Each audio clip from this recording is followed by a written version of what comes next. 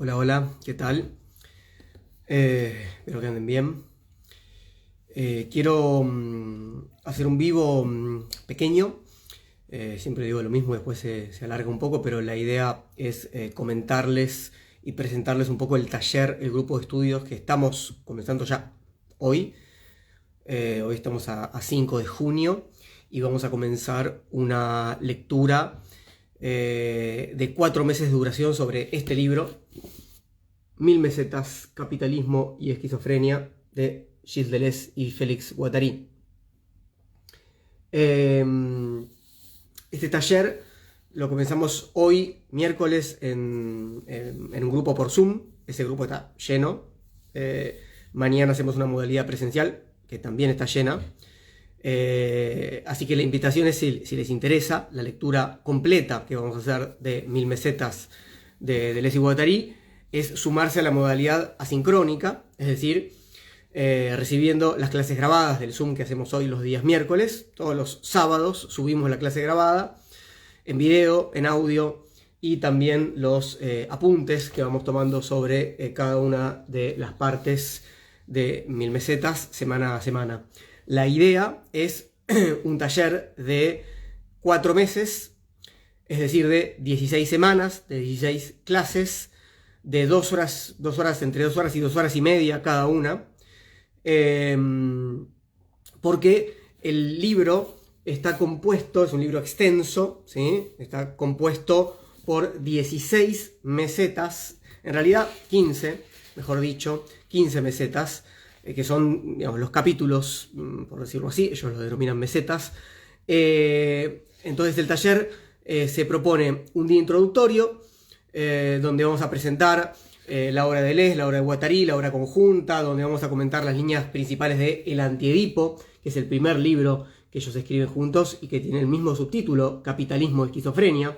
Entonces, en realidad, esta es como la parte 2 de Capitalismo y Esquizofrenia, lo que vamos a estudiar, 1000 mesetas. Así que el primer día va a estar un poco dedicado a establecer las líneas principales del Antiedipo, tratar de explicar y comentar un poco qué implicó el encuentro de la vida y la obra de Deleuze con la vida y la obra de Guattari.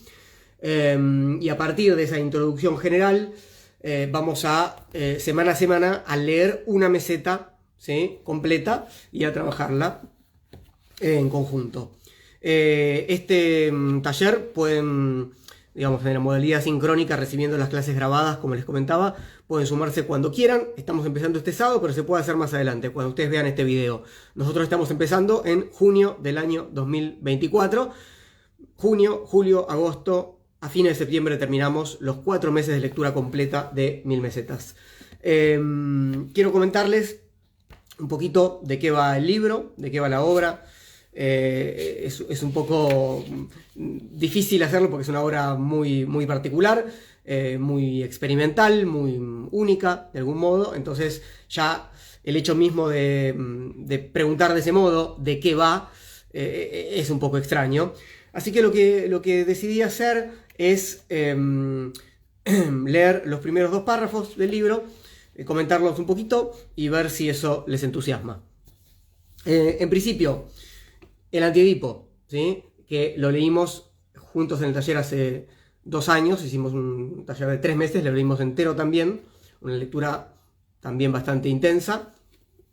Es un libro en el cual básicamente Deleuze y Guattari disputan el concepto de deseo al psicoanálisis, de ahí el título, ¿sí? Proponen una psiquiatría materialista, ¿sí?, que ellos llaman esquizoanálisis, y que enlaza el problema del deseo, el problema del libido, el problema, digamos, del psicoanálisis con la obra de Marx, con la cuestión, digamos, de la producción. Y entonces la producción deseante está en el centro, ¿sí?, del problema del Antiedipo. De ahí el subtítulo, Capitalismo y Esquizofrenia, ¿sí? Hay algo de el modo en el que el deseo funciona, ¿sí?, que para ellos se puede poner en evidencia, se puede conectar muy bien con el modo, con el proceso deseante, ¿sí?, en cierta forma de comprender el proceso esquizofrénico. Y al mismo tiempo hay un cruce muy importante con lo que con las formas de para decirlo un poco rápidamente, de organización social política, ¿sí? Incluyendo, ¿sí?, la del capitalismo. Entonces ellos quieren mostrar de algún modo qué pasa con el deseo y qué no pasa con el deseo, cómo se articula el deseo y cómo el deseo articula, ¿sí?, en determinada forma de organización social, económica, política, y cuál es la relación en última instancia entre deseo y politicidad, deseo y grupo, deseo y sociedad, ¿sí? Esa impronta sigue presente en Mil Mesetas, pero en el Antiedipo hay una enorme preocupación por mostrar hasta qué punto el psicoanálisis de algún modo reprime, captura, redirige el deseo hacia el modelo familiarista, o sea, edípico. Mientras que en Mil Mesetas hay algo, digamos, no tan reactivo, diríamos de alguna manera, bastante más abierto. Y entonces encontramos una enorme cantidad de conceptos nuevos. Son dos libros muy complejos. No quiero negarlo para quienes quieran hacer el taller o acercarse a su lectura. Son dos libros muy complejos, pero al mismo tiempo de una riqueza y de una intensidad tan grandes que aunque uno no entiende un montón de cosas, la cosa funciona. Y eso es lo que a ellos les interesa al momento de publicar estos libros, que la cosa funcione de alguna manera, que algo se ponga en funcionamiento, que algo conecte con nosotros. Así que en ese sentido quiero leerles los primeros dos párrafos, porque verán que esta idea de preocuparse menos por lo que se quiere decir y tratar de conectar más con lo que está, con los procesos que se abren, forma parte central del espíritu de estas obras.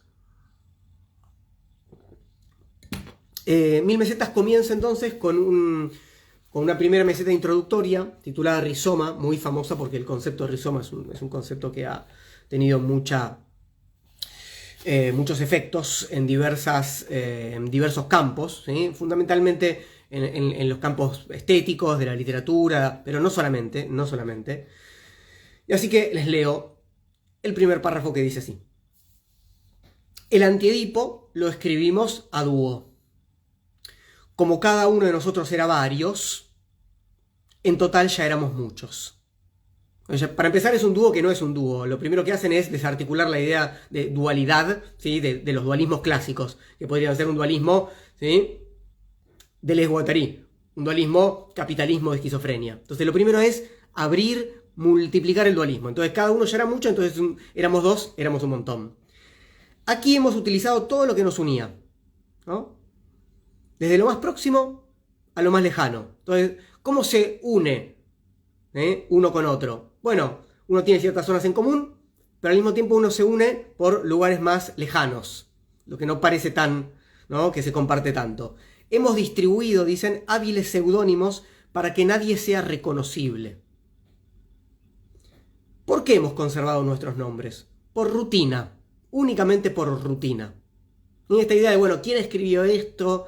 Deleuze escribió este párrafo, Guattari escribió este otro párrafo. Bueno, ¿sí?, la cosa se empieza a disolver, los nombres siguen estando. Entonces dicen que los nombres son para hacernos también irreconocibles.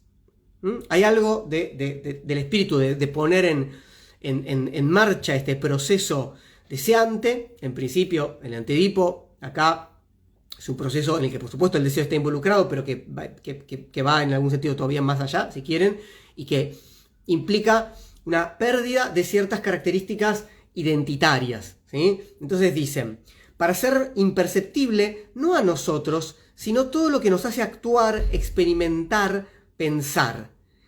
Y además porque es agradable hablar como todo el mundo y decir el sol sale, cuando todos sabemos que es una manera de hablar.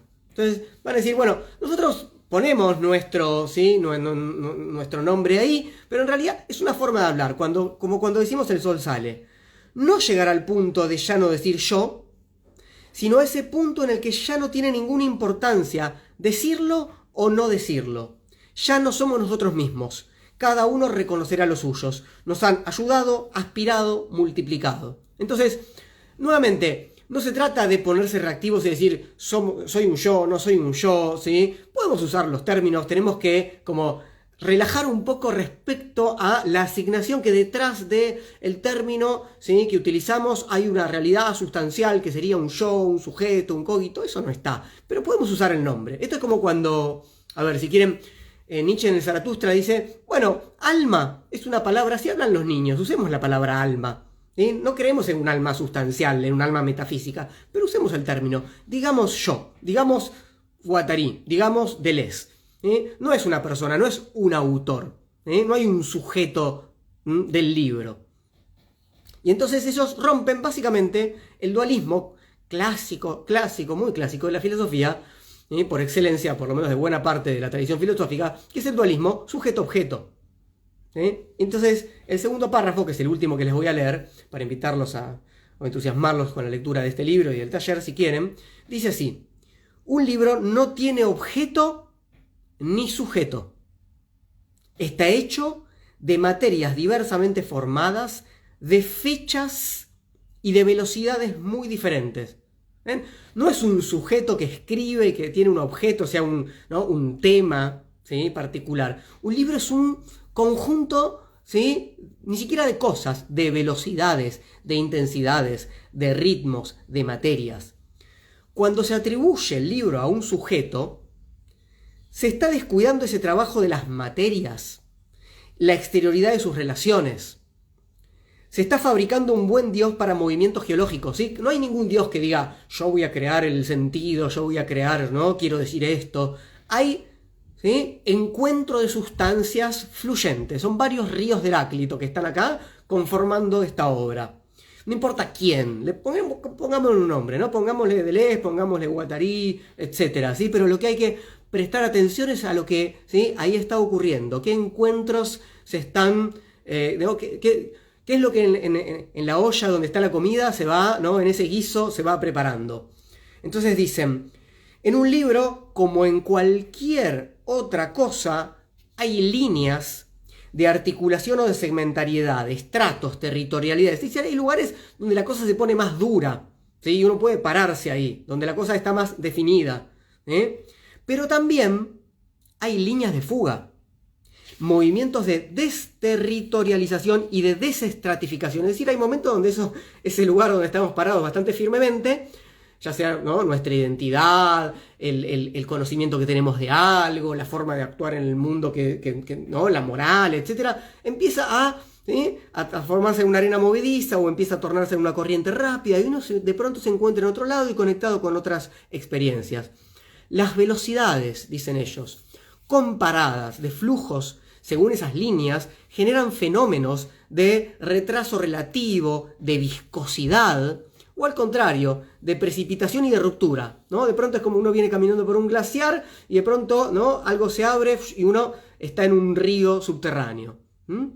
Todo eso, las líneas y las velocidades mensurables, constituyen un agenciamiento. Es uno de los términos centrales, este término de agenciamiento. Quizás quienes estén interesados en la obra de Deleuze y Guattari lo habrán escuchado. Un agenciamiento es básicamente, para decirlo mal y pronto, un conjunto, un grupo.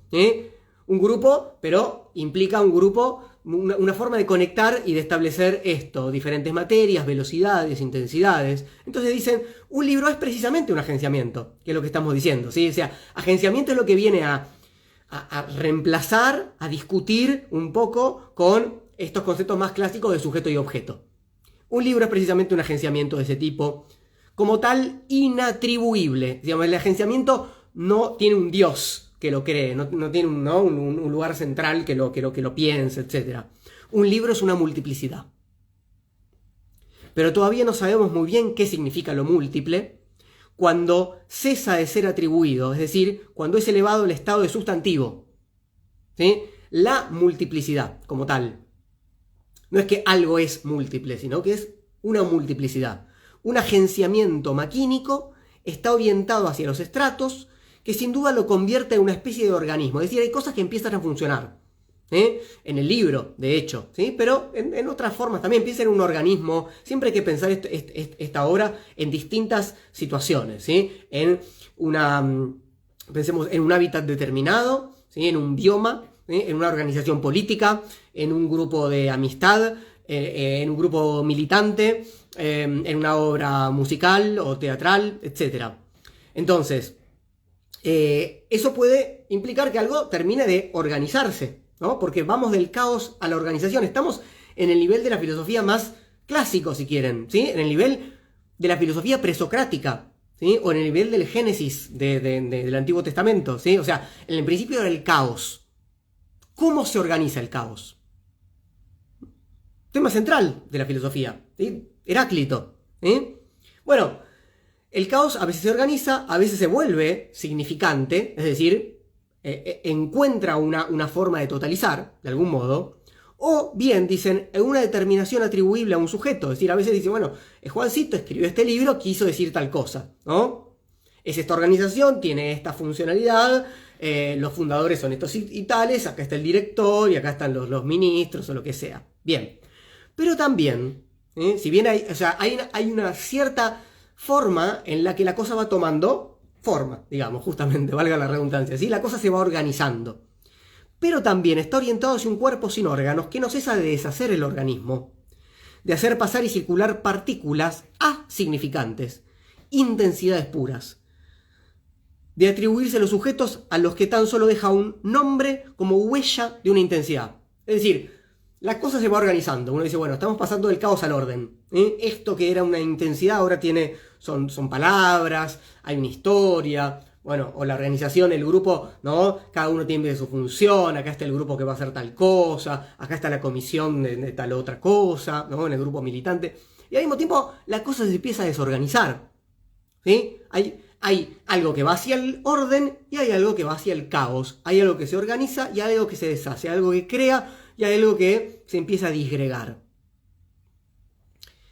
¿Cuál es el cuerpo sin órganos de un libro? Cuerpo sin órganos es lo que disgrega, digamos, ¿no? Esa fuerza disgregante. Hay varios. ¿Qué es lo que desorganiza el libro? Según la naturaleza de las líneas consideradas, según su concentración o densidad específica, según su posibilidad de convergencia en un plano de consistencia que asegura su selección. En este caso, como en otros, lo esencial son las unidades de medidas, cuantificar la escritura. No hay ninguna diferencia entre aquello de lo que un libro habla y cómo está hecho. Un libro tampoco tiene objeto. Un libro no tiene sujeto, no tiene tampoco objeto. En tanto que agenciamiento, en tanto que multiplicidad en movimiento, en creación y destrucción y en conexiones impensadas, solo está en conexión con otros agenciamientos. Si un libro es algo que está vivo, digámoslo así, haciéndose y deshaciéndose, y se conecta con otros grupos que también están vivos, haciéndose y deshaciéndose. En relación con otros cuerpos sin órganos. Y acá una frase, un momento muy famoso, de poco va cerrando este párrafo.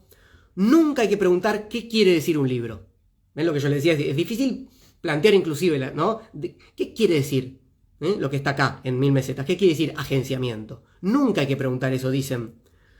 ¿Significado o significante? En un libro no hay nada que comprender. Tan solo hay que preguntarse con qué funciona. O sea, ¿cómo lo conecto? Yo agarro algo al azar, tengo una virome verde de profesor, de corregir parciales. Bien, está acá en mi escritorio, está rota acá. Bueno, no me tengo que preguntar qué quiere decir. Lo que hago es ver, ¿no? ¿Dónde escribo? ¿Sí? ¿Cómo funciona? ¿No? Hago le saco la tapa, ¿sí? Experimento, me escribo en la mano, digo, mira, funciona así, ya me escribí en la mano, bien. ¿Sí? Entonces, eso es lo primero, ¿sí? Es algo para conectar, es una máquina. Es una máquina que necesita un papel, una superficie, pero no simplemente un papel, puede ser una mano, etc. Entonces, dice, hay que preguntarse con qué funciona, en conexión con qué hace pasar o no intensidades, en qué multiplicidades introduce y metamorfosea la suya. Un libro, dijimos, es una multiplicidad. ¿Con qué otras multiplicidades se conecta? ¿Con qué cuerpos sin órganos hace converger el suyo? ¿Qué deshace? Este libro, 1000 mesetas, ¿puede deshacer alguna organización de mi existencia? ¿De mi grupo de amistad? ¿De mis concepciones políticas, productivas? Un libro solo existe gracias al afuera y en el exterior. ¿Sí? No está lleno de palabritas, ¿sí? A las cuales yo voy a conectar, que son significantes, a las cuales voy a conectar un significado y entonces decir, lo entendí. No leemos para eso.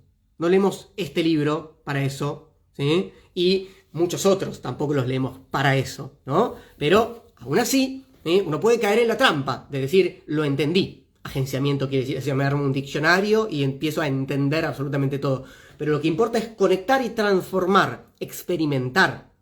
Entonces dice, puesto que un libro es una pequeña máquina, lo que tenemos que hacer es producir, es una pequeña máquina. ¿Qué relación a su vez mensurable mantiene esa máquina literaria con una máquina de guerra, una máquina de amor, una máquina revolucionaria, etcétera, y con una máquina abstracta que la genera? Es decir, ¿qué procesos? Si hay máquina, hay producción y sobre todo proceso.